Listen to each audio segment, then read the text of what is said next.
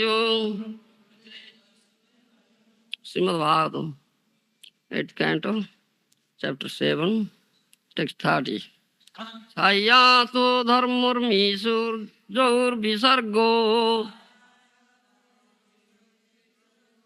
netratrayam satto rajastamansi sankhyatmano sastra krutastavekhya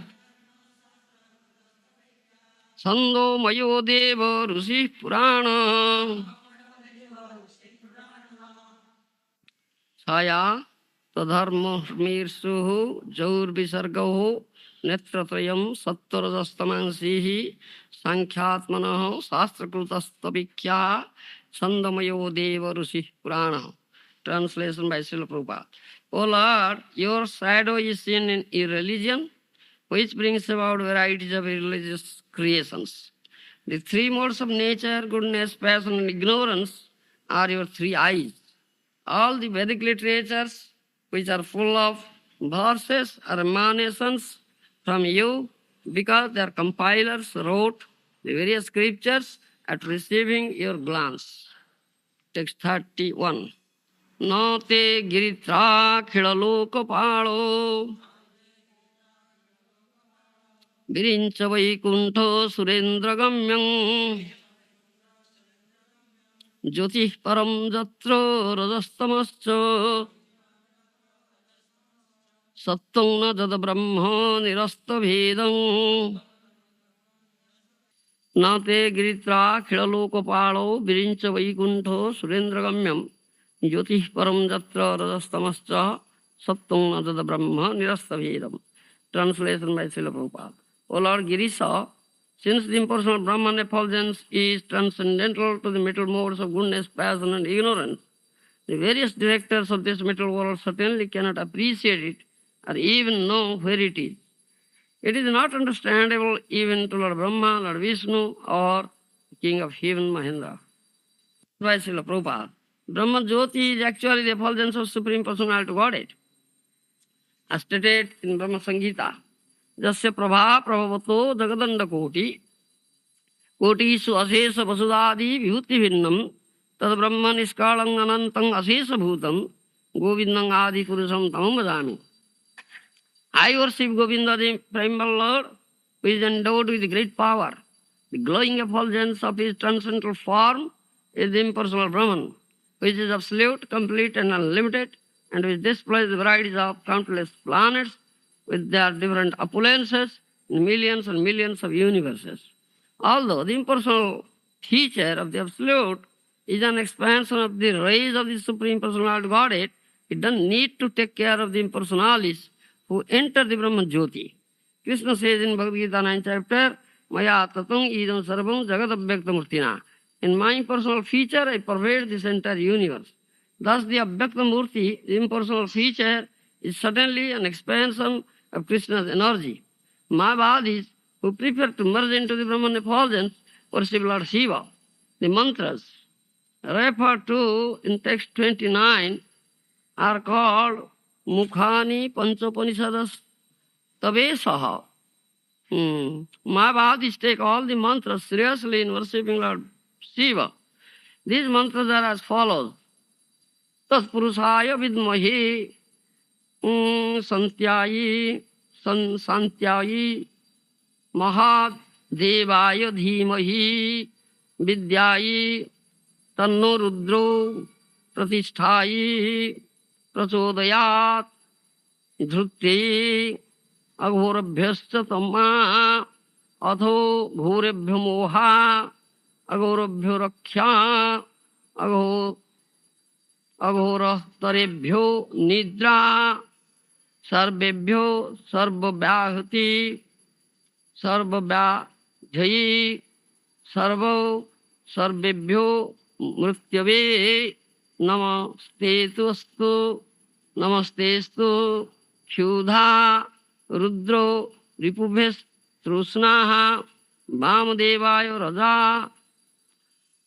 ज्येष्ठाय स्वाहा श्रेष्ठाय रत्यै रुद्राय कल्याणी कालाय कामाः कलौ विकर्णाय संध्यायी धिन्नी बल विकर्णाय क्रिया बलाय वृद्धि बल छाया प्रमथनाय धात्री सर्वभूत दमनाय ब्राह्मणे ब्राह्मणे मन शोषिणे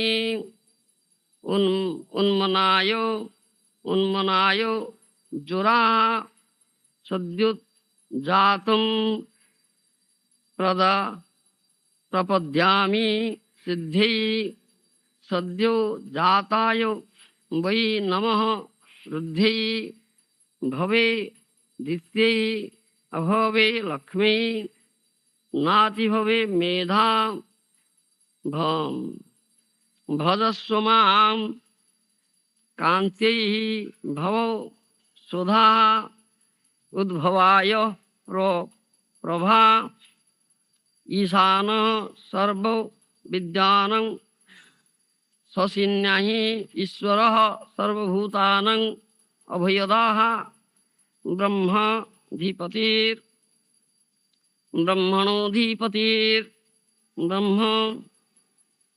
ब्रह्मन् ब्रह्मेष्टदा शिव मे अस्तु मरीच्यायी सदा Shiv ज्वालिने. These are the mantras. The impersonal Brahman is unknown even to the other directors of the material creations, including Lord Brahma, Lord Indra, and even Lord Vishnu. This doesn't mean, however, that Lord Vishnu is not. This doesn't mean, however, that Lord Vishnu is not omniscient. Lord Vishnu is omniscient, but he doesn't need to understand what is going on in his all-pervading expansion. Therefore, in Bhagavad Gita, the Lord says that although everything is an expansion of him, maya tatam idam sarvam, he doesn't need to take care of everything, na chaham te subhastita, since there are various directors like Lord Brahma, Lord Shiva, and Indra. About Lord Shiva. And we are discussing their detail, quoting many authorities from many scriptures, how Lord Shiva is very dear to the Lord Krishna. You understand? Is Vaishnavanang Datha Sambhu. Shivji is a great Vaishnava. You understand? Bhagavatam says. So Vaishnava Bhakta is very dear to the Lord. Aham bhakto paradhina sutantra vadija sadhvirasta hruder bhakti bhakta janapriya. That is stated in 9th canto Srimad Bhagavatam. Lord says, though I am supremely independent, supreme Ishwar, supreme controller, still I am dependent to my dear devotee. I am controlled by my devotee. He says, I am controlled by my devotee. Isn't it? I carry out the order of my devotee. And that's a pleasure on the part of Krishna to carry out the order of his dear devotee. So he drove the chariot in the Kurukshetra battlefield. Chariot of Arjuna, because Arjuna is a dear devotee of Krishna. Bhakta sime, priyo sime, sakha sime. Many times he has said this thing in Bhagavad Gita. You are dear friend, you are dear devotee of mine, he said. You understand? So he drove the chariot of Arjuna. And Arjuna ordered, and Krishna carried out the order. Sanayovar madhye ratham sthavayame achyuta. First chapter you will find this thing. Arjuna gives order. Sanayovar madhye ratham sthavayame achyuta. O Achyuta, O Lord, Achyuta, infallible Lord. Do you understand? Please keep my chariot in between two armies. And Krishna carried out that order. Because devotee is so dear to him. So he says, though I am supreme controller, still I am controlled by my devotee. Sutantra vadija sadhu vigasta hruder bhakti bhaktadana priya. That sadhu, that devotee, dear devotee, has occupied my heart. My heart is not my heart. Do you understand?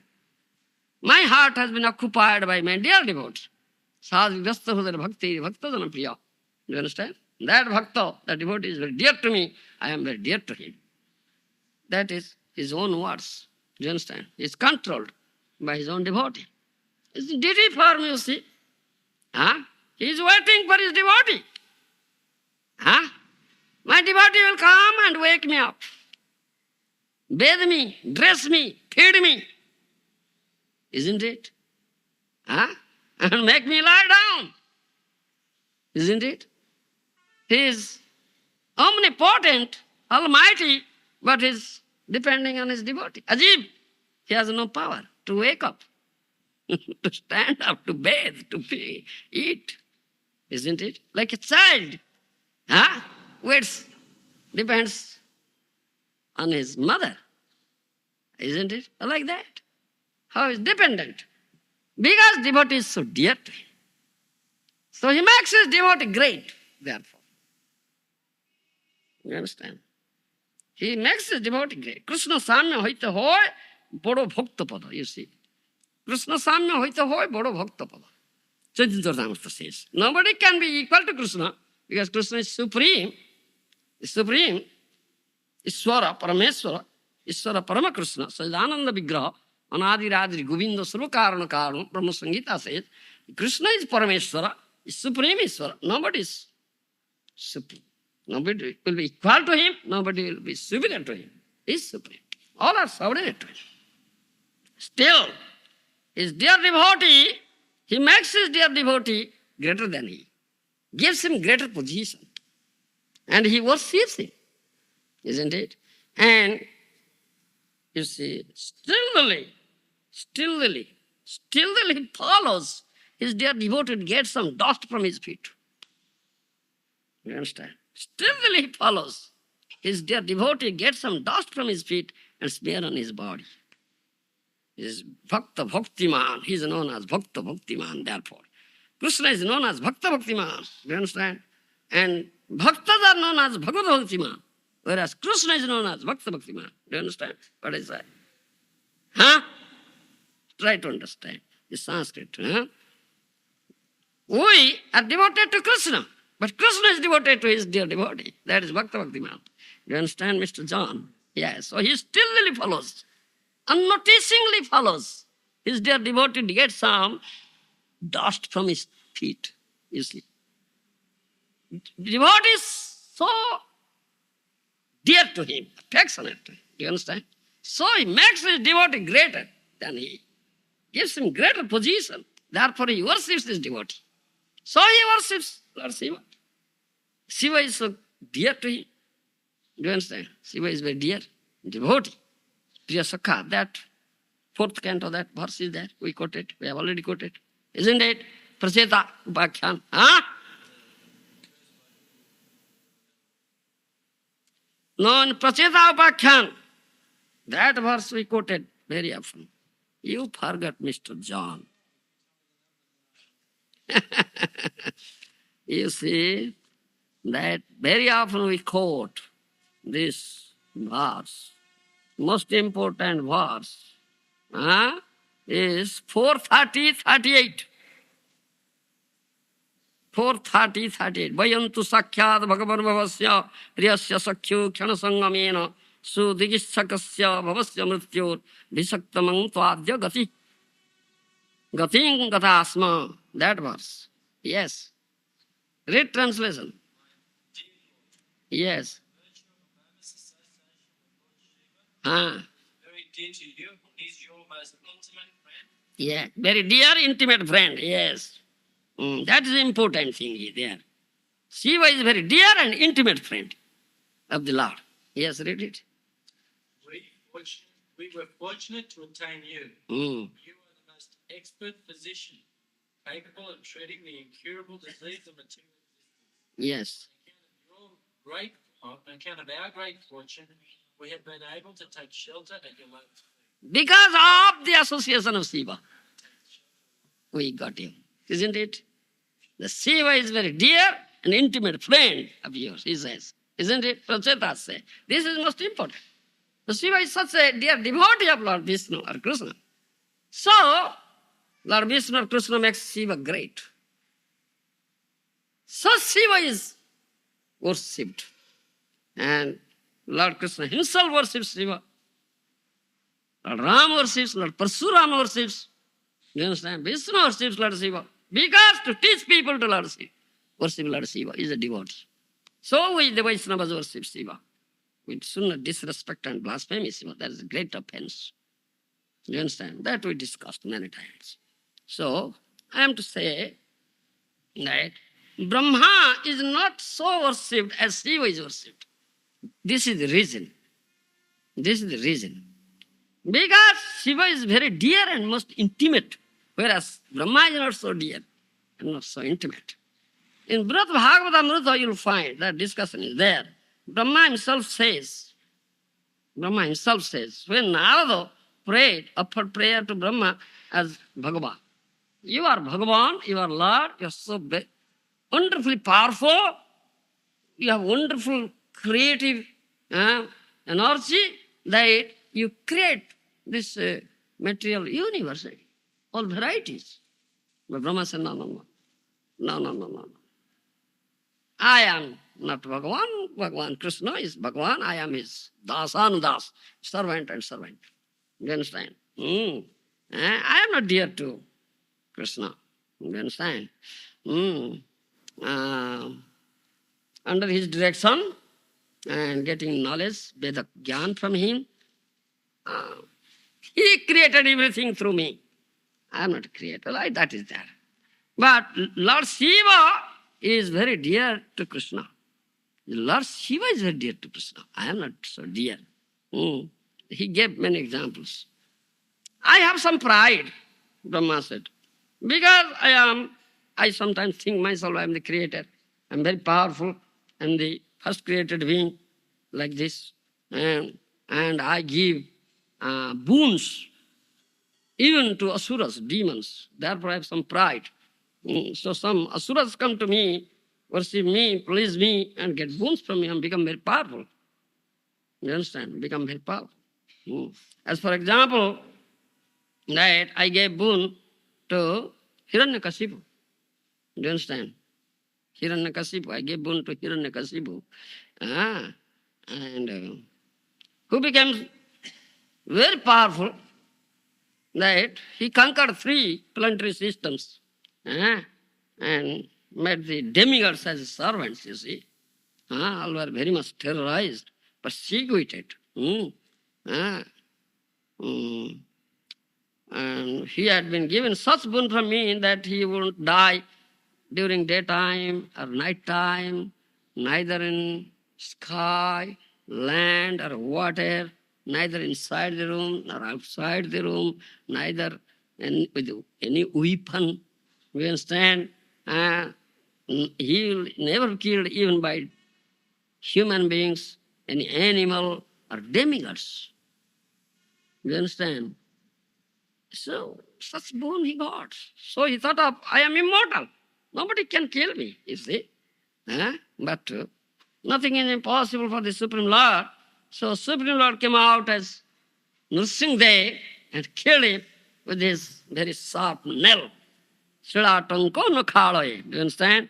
And just in the juncture of day and night, neither night nor day. And neither in the land, nor in the sky, nor in the land. Do you understand? He placed him on his lap, you see. And not inside the room and outside the room, just in threshold, like this, everything. Keeping Brahma's boon intact. Because Brahma is his servant, also a devotee, Lord's devotee. Krishna has empowered Brahma. So he also keeps up the prestige of Brahma, never puts Brahma into some, awkward position also. But Brahma says at that time, Lord Nrsimhadev became very angry with me. Why I gave such boon, such demon? That demon was killed. Nrsimhadev was very angry, very angry. He says, all the demigods were standing far away from him. Yeah. And we are praying, offering prayers, but he's not calming down, is he? Not becoming calm, is he? Ferocious, very angry mood. So at last, Prahlad Maharaj went there. Prahlad is a dear devotee. When he offered prayer, he calmed down. You understand? But we offered prayer, he didn't come down. You see? Rather, he was looking at me with angry eyes. With angry eyes, he was looking at me. He said, Brahma is saying. At last he told me, "Oh Brahma, why did you give such boon? You should not give such boon any demon any further." He cautioned me. He got angry. Whereas he didn't get angry. He doesn't get angry at all with Shiva. With Shiva. Though Shiva also gives boon to demons and, you understand? And himself, Shiva is put into danger still and is saved by Krishna, Bhagavad. But Krishna never gets angry with Shiva because he's very dear. I says, dear, intimate friend and dear. That verse says, Bhagavatam. So Shiva is a great devotee, very intimate devotee of Krishna. Brahma says to Narada. And he cited many instances. You understand? He cited many instances. Once, and that it is a everyday's affair, it's everyday. Takes place. This Daiva Asura. The demons and demigods, they are fighting. They're fighting always between demigods and demons. Do you understand? Because they're enemies. Sometimes demigods come out victorious, sometimes demons come out victorious. So one such, and this is also this topic is going on that point. Now they are shooting milk ocean to get nectar, and the demigods will get nectar and will be powerful. Then they will conquer demons. This thing is going on, you see. Under the instruction of Vishnu, they are doing this thing. So once there was such fighting, in that fighting, the demons are defeated.